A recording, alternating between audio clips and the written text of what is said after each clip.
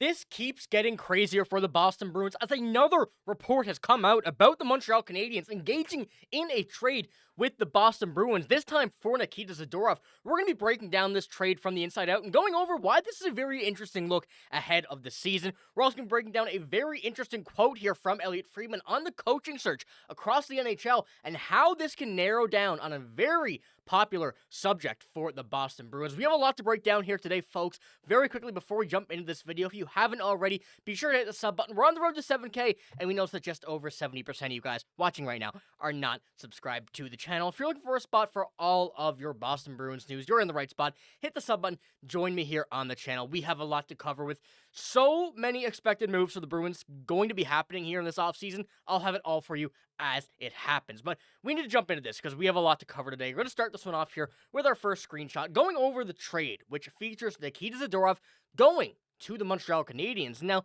the only part of this was Nikita Zadorov, so I only have what the Bruins acquired because the way that this mock trade was, or not mock trade, this kind of report was gone over, was a really weird shape. So the Montreal Canadiens send over Owen Beck, 2 seconds, and a third-round pick for Nikita Zadorov. Now, it's no surprise that the Montreal Canadiens have been trying to get bigger. Now, that's been something that the Bruins have been able to see firsthand, being able to see the rebuild that they've been going on for, as well as being able to, combat that team with bigger players. And we've dominated them when we've had those bigger players every single time. So going and acquiring Nikita Zadorov, something that a lot of Bruins fans are really uncertain with what his future holds, the way his game is structured.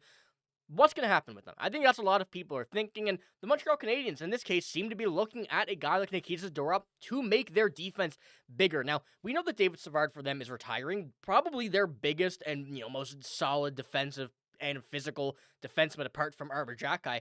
He is one of those guys that really you're going to miss on a team when he is retiring this year. And kind of goes to show that they're looking for a replacement. I do have a quote here from David Pastrnak before we kind of hop into the other details about this.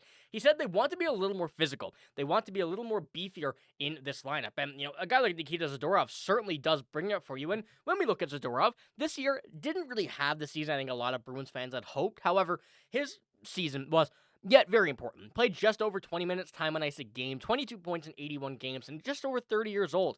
But when we look at his game this year, definitely took a much bigger role than what he probably expected to before the season when the injuries of Elias Lindholm, or Hampus Lindholm, and the injury to Charlie McAvoy both took hand, and we saw Henry Jokiharju come into this lineup. He played very, very well. Now, does this trade really suit the Boston Bruins? And this is something I think a lot of people are going to be discussing here, and I want to know what you guys think in the comments below as well. When we're looking at Owen Beck, a player who I'm going to kind of break down here in a moment, but is known for his defense. He does have that offensive talent, but his defense really shines more so than his offense, even though his offense certainly has, taken a big step up here. But the big thing I think for the Bruins to hear would be the 2 second-round picks and the third. We know the Bruins are going to be looking at more picks here throughout this offseason, wherever they can get them for over the next few years, and they've stated that they want to get this rebuild done quick. They want to get this rebuild and retool, well underway and done as soon as possible, and getting these picks would give you the option to make both of those. First of all, you get a very young center, 21 years old, I believe. I'll check in a moment here on Owen Beck, who's going to be a good bottom 6 to middle 6 center. You also have the 2 seconds, which you can either make those picks, trade those picks, and the third-round pick, which, of course, is just another nice top of a trade piece. But when it comes down to Owen Beck, who is another piece in this one, certainly, 44 games, 44 points, in 64 games with Laval this season in the AHL. Certainly a lot better than what Habs fans are thinking. I was talking to Josh on Habs Digest, and he was saying that, Owen Beck definitely was a lot better than what some people are expecting. However, they don't really see much coming out of him, and they don't really see much potential with Owen Beck as a big star on this team, which gives us a good opportunity to go out, make someone younger, put him in this lineup, and we know the Bruins have that already, but giving another example of that in Owen Beck would be a very interesting option. When you look at his games in Montreal this year, didn't really have much to show, was really here on, was really there and playing at this NHL level in a fill-in role for injuries and whatnot, but with Laval, he showed what he's made of, and when you're putting this trade into paper, it's definitely an interesting look here when we do come down to this offseason. So I want you to let me know in the comments below. Would you go a Nikita Zadorov for this type of deal? Would you change anything here? Would you like Zadorov? Personally, I think Zadorov played a very good season, very underrated. Started off terrible, let's not forget that. but he played a big role, and I think that's something the Bruins are looking to hold for the next few years, unless they're trying to get rid of that $5 million cap hit that they gave him here in free agency. So let me know what you think there. One thing that I'm really questioning here, however, for this trade is that when you look at the Bruins roster, at least in the NHL right now, of course there's going to be more names popping up here throughout next year in the offseason and over the next few years, but the Bruins do have a lot of centers, and, none of those are really star centers, and I think that's what the Bruins are really kind of closing in on eyeing right now, rather than a depth center who, still very young, going to be good, but they seem to do quite well with that here in the trade deadline, getting Fraser Minten, Matt Poitras, Marat Kuznetsov, who can also play center. They have that depth on the younger side really filled out. However, does Owen Beck kind of secure this deal? I think that's something that we're going to have to see at a later date. But we got to head on now to a very interesting look here. We have a new look from Elliotte Friedman and what he had to say on a coaching search across the NHL, not specifically for the Bruins, but this certainly does imply the Boston Bruins here when we look at what's going to be coming in this next week.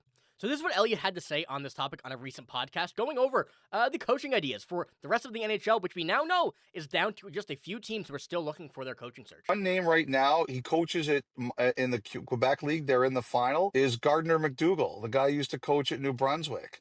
Like, I know teams have been watching this guy and saying, can this translate to the NHL? Like, if a coach walks into a room and does he have you don't have to like this person all the time, but do you respect this person? Will you play for this person? I think teams think about that all the time. Can this person command a room?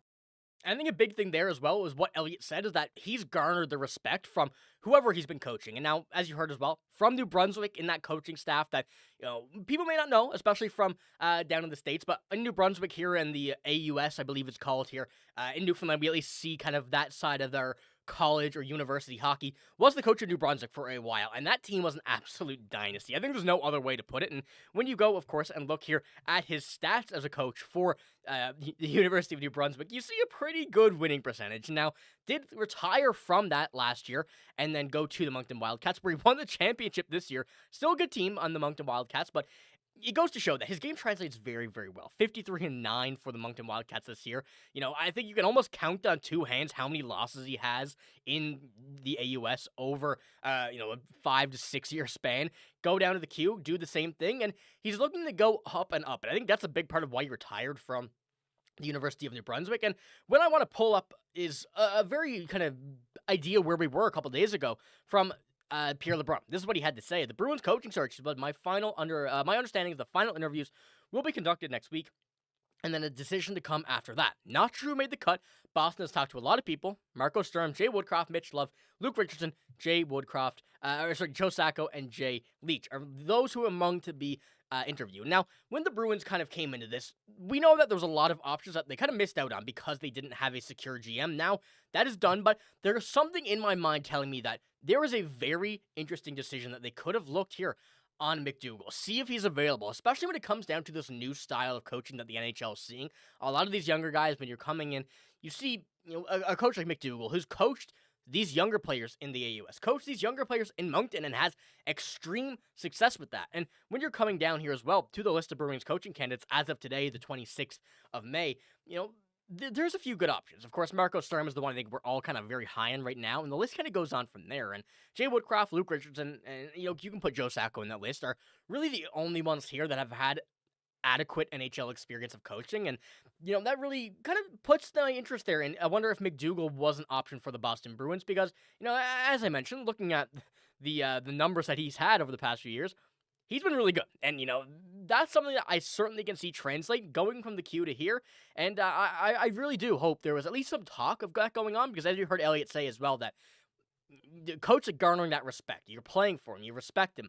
You see the success that's come from him. A lot of NHL teams are looking this way, and it goes to show that, you never really know what the coaching search is going to be like. And as Pierre LeBrun said, one more thing before we finish it off, that this is what they believe to have interviewed. There could be more. There likely is more, but at least those are what we believe right now. So let me know what you think about MacDougall as well. Do you think he's an option? And of course, do your research on him. I do very much recommend look at his kind of past histories of coaching. He is a phenomenal coach, and when you go back and look at the rosters, given great teams as well, but you give a great team to a bad coach, you're not going to still get that record that he had. So I do think it's a very good decision. So let me know what you think in the comments below here. First of all, about Zadorov, about that trade. Let me know what you think about that, as well as MacDougall. Do you think that he's a a good coach option, at least for the Boston Bruins right now? Or do you think that we should get someone right now who's had that NHL experience to get the Bruins past this rebuild, past this with a lot of younger players? Let me know what you think. That's all I got in this video. If you did enjoy, give it a like, hit the sub button as well. Remember, we are on the road to 7K. We've been trying to reach that for a while, but your support has been absolutely incredible lately, and we appreciate every single bit of it. But that's all I got right now. Thank you for watching. Hope you have a great day. See you later.